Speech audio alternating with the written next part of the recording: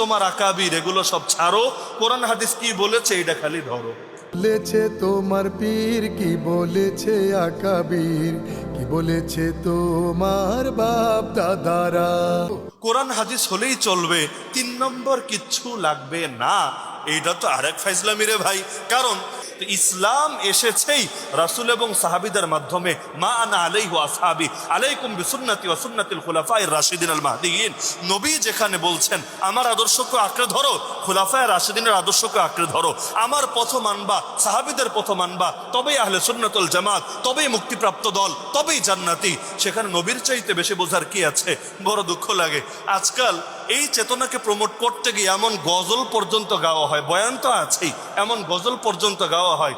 কি বলেছে তোমার আকাবির এগুলো সব ছাড়ো, কোরআন হাদিস কি বলেছে এটা খালি ধরো। তথা খায়রুল কুরুন সালাফে সালেহিন এবং আকাবিরের এক নম্বর অর্থই হলো সাহাবী, তাবেঈ, তাবে তাবেঈ। তো যদি বলেন আকাবির কি বলেছে সব ছাড়বা, শুধু কোরআন হাদিস ধরবা, অর্থ কি হবে জানেন?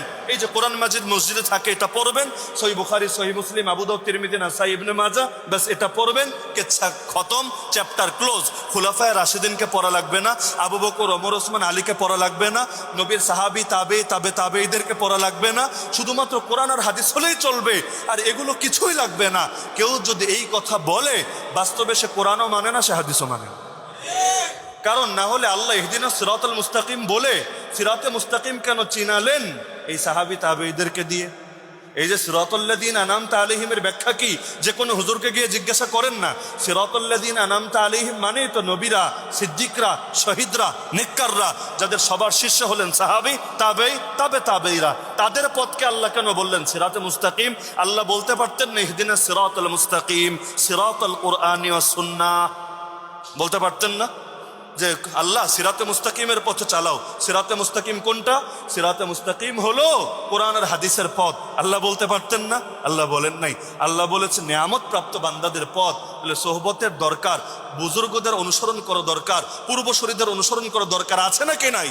হ্যাঁ, যেখানে গিয়ে সাহাবী, তাবে তাবের আদর্শ হবে একটা, আর আমার পীর, আমার হুজুরের আদর্শ হবে আরেকটা, সেখানে অটোমেটিক কোনটা বাদ যাবে এটা কমন সেন্স দিকে বুঝে আসতে হবে। বড় হুজুরের দিকে তাবে যাদের ফজিলত হাদিসে আছে, যাদেরকে শ্রেষ্ঠ আল্লাহ নবী নিজে বলে গিয়েছে, তাদের সঙ্গে যদি পরবর্তীকার আদর্শ সাংঘর্ষিক হয়, তাহলে অবশ্যই তাদেরটাই প্রাধান্য পাবে, এটা তো বলার অপেক্ষাও রাখে না।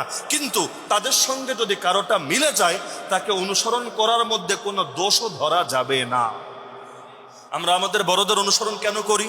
হাফেজ যে হুজুরকে এত শ্রদ্ধা কেন করি? সদর সাহেব হুজুরকে এত শ্রদ্ধা কেন করি?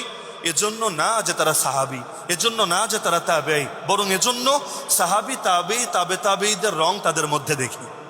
আবার কত ভণ্ড পীর আছে যাদের মোটা প্যাট আছে, যাদের চেহারা থেকে সুন্দর করে যেন নূর চমকাতে থাকে, যাদের পয়সার অভাবই নাই। শামসুল, এগুলো কোন টাইপের নসিহত রে ভাই? তাও নিজের মুখে দাড়ির খবর নাই, নিজের মধ্যে সুন্নতের খবর নাই, আর তন্ত্রমন্ত্র ছেড়ে এখনো সহি তরিকা ধরার কোনো গরজ নাই।